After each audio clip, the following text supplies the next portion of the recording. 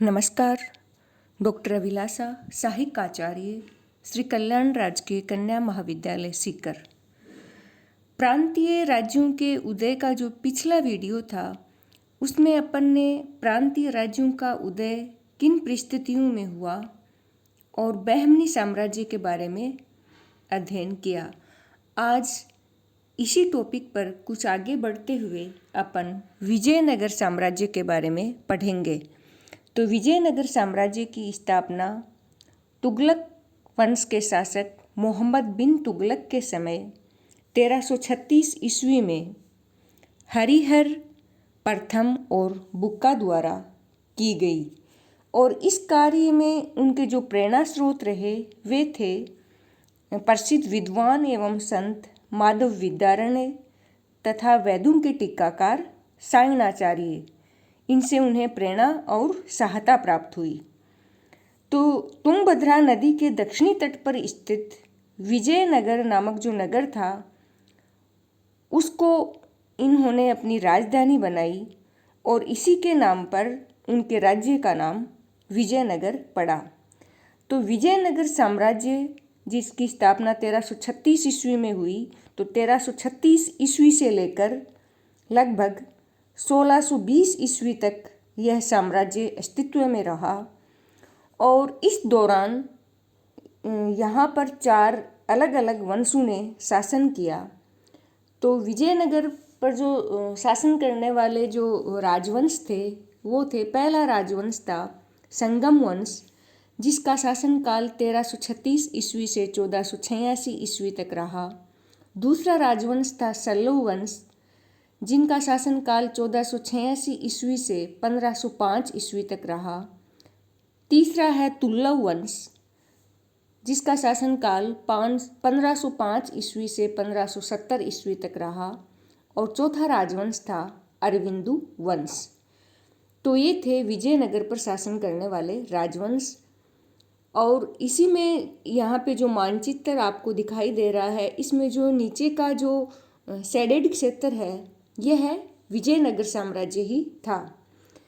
अब अपन जो विजयनगर साम्राज्य पर शासन करने वाले जो अभी राजवंशों का जिक्र किया है इनके राजवंशों के संस्थापक और इन राजवंश के प्रमुख शासकों के बारे में पढ़ेंगे। तो संगम राजवंश के संस्थापक थे हरिहर एवं बुक्का और यही विजयनगर राज्य की स्थापना करने वाले थे और ये संगम के पुत्र थे, अतः उनके राजवंश का नाम भी संगम वंश पड़ गया। और यहाँ पे एक महत्वपूर्ण बात यह है कि जो हरिहर प्रथम एवं बुक्का थे इन दोनों ने ही सम्राट या महाराजा धीराज जैसी किसी भी प्रकार की उपाधि धारण नहीं की थी और इनका जो प्रमुख ध्यान था वो था विजयनगर राज्य के लिए विस्तारवादी नीति का अनुसरण करना और इस विस्तारवादी नीति का अनुसरण करके उन्होंने अपने नव स्थापित राज्य की सीमाओं का विस्तार भी किया।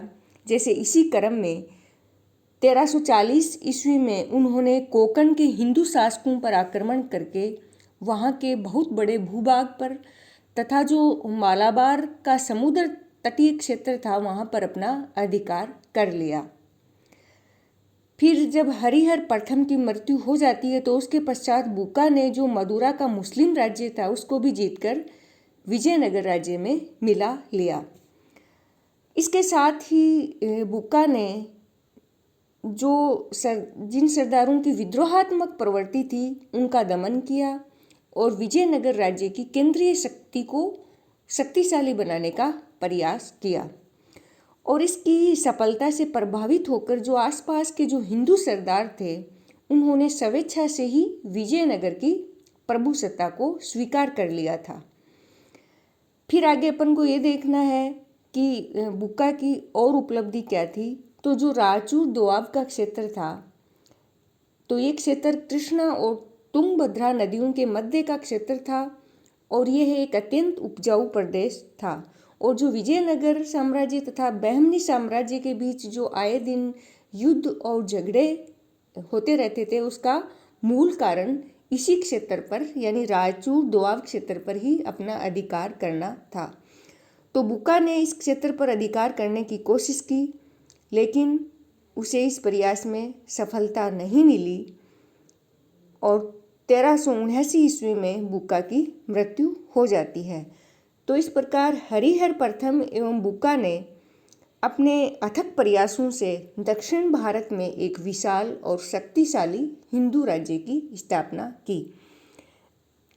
फिर संगम वंश में बुक्का की मृत्यु के पश्चात उनका जो पुत्र है हरिहर द्वितीय, जिनका शासनकाल 1379 से 1404 ईस्वी तक रहा, वो शासक रहे और उन्होंने महाराजाधिराज और राज परमेश्वर जैसी उच्च उपाधियां धारण की। जैसा अभी अपन ने पहले जिक्र किया है कि हरिहर प्रथम और बुक्का ने इस प्रकार की उच्च उपाधियां धारण नहीं की थी। तो हरिहर द्वितीय एक महान योद्धा और कुशल सेनानायक था और उसने कनारा, मैसूर, त्रिचनापली, चेंगलपट आदि प्रदेशों को जीतकर उन पर अपना आधिपत्य स्थापित कर लिया था और फिर 1404 ईस्वी में उनकी मृत्यु हो गई। तो हरिहर द्वितीय के पश्चात देवराय प्रथम और वीर विजय शासक बने, लेकिन यह महत्वपूर्ण शासक साबित नहीं हो पाए क्योंकि ये दोनों ही निर्बल और अयोग्य सिद्ध हुए। तो फिर संगम वंश के महत्वपूर्ण शासकों में फिर बनते हैं देवराज द्वितीय, जिनका शासनकाल 1419 से 1449 ईस्वी तक रहा। यह एक कुशल प्रशासक और सेनानायक थे और इसने जो विजयनगर राज्य की जो शासन व्यवस्था थी उसमें अनेकानेक सुधार करके उसको ठोस आधार पर पुनर्गठित किया और सेना को भी शक्तिशाली बनाया।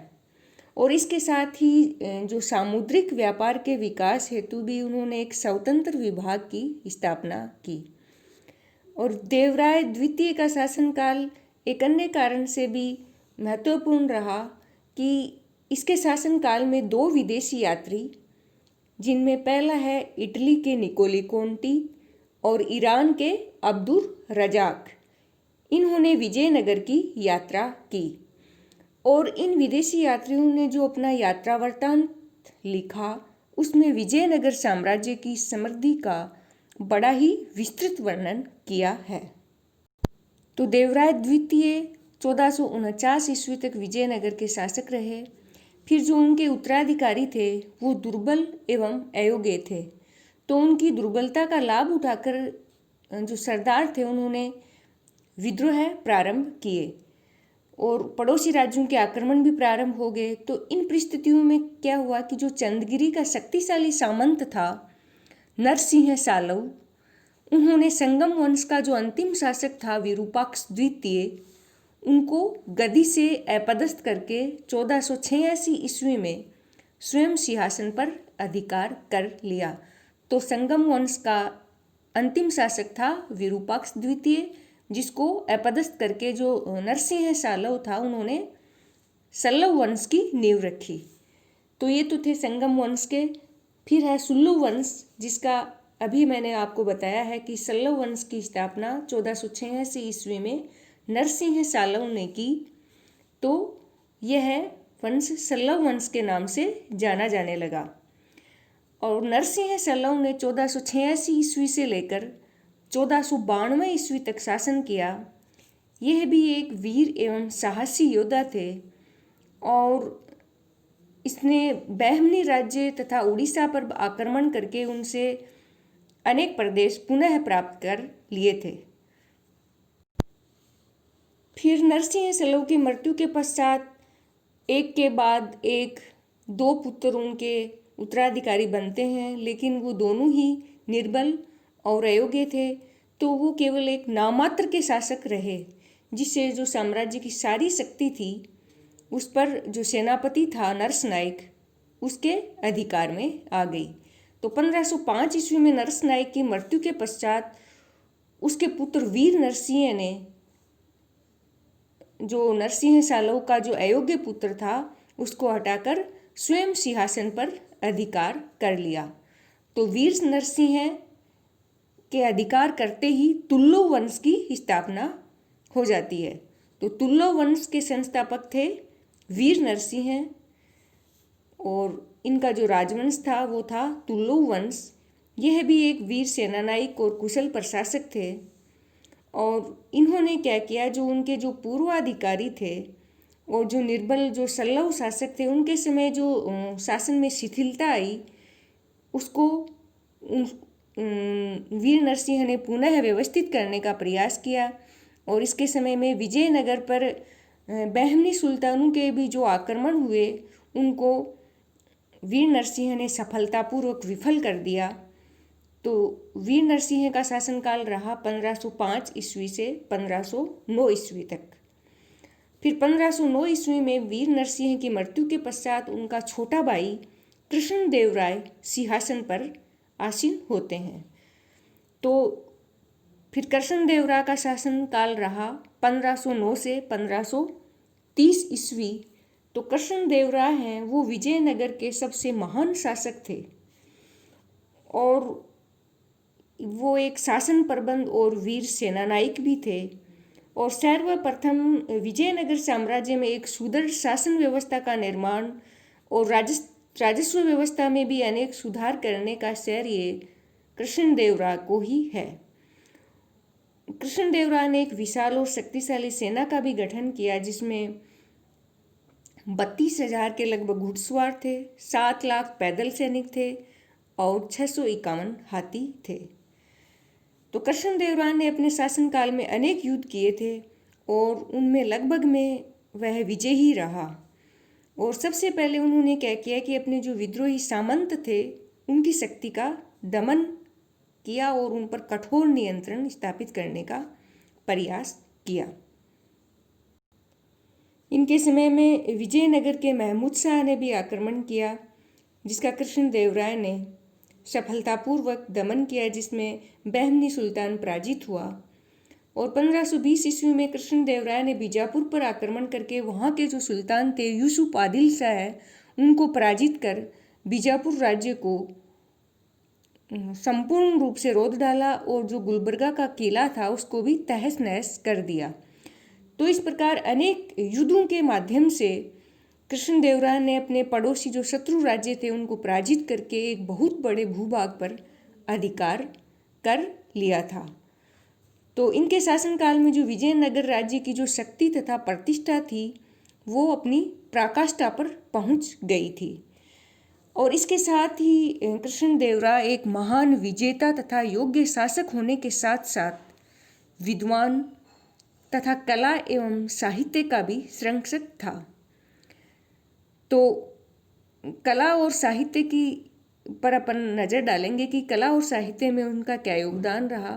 तो उसने नांगलपुर नामक एक नए नगर की स्थापना की और अपनी राजधानी विजयनगर की सुंदरता में वृद्धि करने के लिए उसने उसमें अनेक मंडप तथा गोपुरम भी बनवाए। एक प्रसिद्ध मंदिर भी बनवाया जिसका नाम था प्रसिद्ध हजारा मंदिर, यानी 1000 स्तंभों वाला मंदिर, जिसको जो कला विशेषज्ञ हैं उन्होंने हिंदुओं की मंदिर स्थापत्य कला का सर्वोत्तम आदर्श माना है। इसी के साथ ही साहित्य रचना काल की दृष्टि से देखें तो यह काल उन्नति की चरम सीमा पर रहा। जैसा कि अभिलेखों से भी प्रमाणित होता है कि कृष्णदेवराय संस्कृत एवं तेलुगु साहित्य के महान संरक्षक थे और उनके दरबार में तेलुगु साहित्य के 8 सर्वश्रेष्ठ कवि आश्रय पाते थे जिन्हें अष्टदिग्गज कहा जाता है। और तेलुगु साहित्य का यह युग क्लासिकल युग कहा गया है। और स्वयं कृष्णदेवराय ने तेलुगु में ऐमुक्त माल्यान्द एवं संस्कृत में जाम्बवती कल्याणम की रचना की। धर्म की दृष्टि से देखें तो कृष्णदेवराय स्वयं वैष्णव मत के अनुयायी थे, किंतु वे अन्य सभी मतों एवं धर्मों के प्रति उनका व्यवहार सदैव सहिष्णुतापूर्ण रहा। और यह भी बताया जाता है कि जो गोवा का पुर्तगाली गवर्नर था अल्बुकर्क, उनके साथ भी कृष्णदेवराय के मैत्रीपूर्ण संबंध थे और उसने उसे भटकल में एक किला बनवाने की आज्ञा भी दे दी थी। फिर 1530 ईस्वी में कृष्णदेवराय की मृत्यु हो जाती है। तो विजयनगर के जो शासक थे उनमें कृष्णदेवराय एक महानतम शासक थे।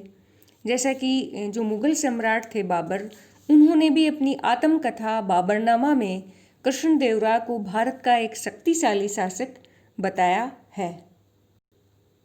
कृष्णदेवराय के बाद में उसका जो छोटे भाई था अच्युतराव, वह उसका उत्तराधिकारी हुआ और अच्युतराय ने 1530 ईस्वी से लेकर 1542 ईस्वी तक शासन किया।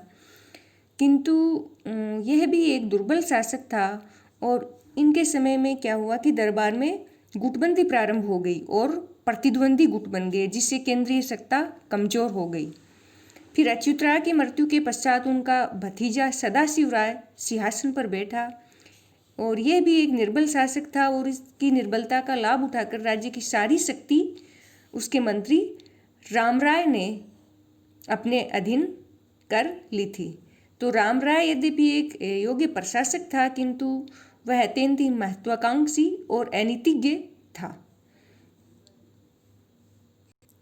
फिर विजयनगर राज्य की महत्वपूर्ण घटना में देखें तो वह था तालीकोटा का युद्ध। तो तालीकोटा का युद्ध 23 जनवरी 1565 ईस्वी को बीजापुर, गोलकुंडा, बीदर और अहमदनगर की संयुक्त सेनाओं ने विजयनगर पर 23 जनवरी 1565 ईस्वी को तालीकोटा के प्रसिद्ध युद्ध क्षेत्र में विजयनगर की सेना को बुरी तरह पराजित किया। यानी यह दो गुट थे, जिसमें एक तरफ थे बीजापुर, गोलकुंडा, बीदर और अहमदनगर, इनकी संयुक्त सेना थी और इनका विजयनगर के खिलाफ आक्रमण था। तो जो प्रधानमंत्री था रामराय, उन्होंने वीरतापूर्वक युद्ध किया, किंतु वह पकड़ा गया और उनका वध कर दिया गया। इसके पश्चात जो विजयी मुस्लिम सेना थी, उन्होंने राजधानी विजयनगर पहुंचकर उसके सुंदर नगर को बड़ी निर्दयतापूर्वक तहस नहस कर डाला। तो यद्यपि जो तालीकोटा का युद्ध था, उसके परिणाम स्वरूप विजयनगर राज्य अत्यंत कमजोर हो गया, किंतु यह युद्ध उसके अस्तित्व को समाप्त नहीं कर पाया और विजय के बाद में जो चारों सुल्तान थे, उनमें पारस्परिक ईर्ष्या एवं संदेह के कारण विजयनगर राज्य का अस्तित्व पूरी तरह से समाप्त कर देने के लिए वो मिलकर कार्य नहीं कर पाए और इन राज्यों की आपसी फूट का लाभ उठाकर शीघ्र ही विजयनगर अपनी खोई हुई भूमि तथा शक्ति को पुनः प्राप्त करने में सफल हो गया। तो फिर एक नवीन राजवंश की स्थापना होएगी, अरविंदु वंश। तो तालीकोटा के युद्ध के बाद रामराय का भाई तिरुमल प्रधानमंत्री के पद पर नियुक्त होता है और उसने क्या किया, जो विजयनगर की राजधानी पहले क्या कौन सी थी, विजयनगर, तो विजयनगर की जगह उन्होंने पेनुगोंडा को विजयनगर साम्राज्य की नवीन राजधानी बनाया और 1570 ईस्वी में उसने किसने तिरुमल ने सदाशिव राय को अपदस्थ करके स्वयं सिंहासन पर अधिकार कर लिया और अरविंदु वंश की नींव डाली। तो अरविंदु वंश के संस्थापक थे तिरुमल और उन्होंने साम्राज्य की शक्ति तथा प्रतिष्ठा को पुनः स्थापित करने में बहुत हद तक वो सफल भी हुए। लेकिन दुर्भाग्यवंश उसके जो सभी उत्तराधिकारी थे वो अयोग्य और दुर्बल थे, तो उनके समय में साम्राज्य छिन्न भिन्न होने लगा और अरविंदु वंश का अंतिम शासक रंग तृतीय हुआ। उसके समय में जो राज्य के विभिन्न भागों के जो सामंत थे, उनके विद्रोह प्रारंभ हो गए। तो जो ये रंग तृतीय था, उसमें इतनी सामर्थ्य एवं योग्यता नहीं थी कि वह विद्रोही सामंतों की शक्ति का दमन कर सके। तो परिणाम स्वरूप फिर श्रीरंगपट्टनम, मदुरा, तंजौर, वैदनूर आदि के जो अधीन सामंत थे, उन्होंने अपनी स्वतंत्रता की घोषणा कर दी और इस तरह विजयनगर साम्राज्य का अंत हो गया।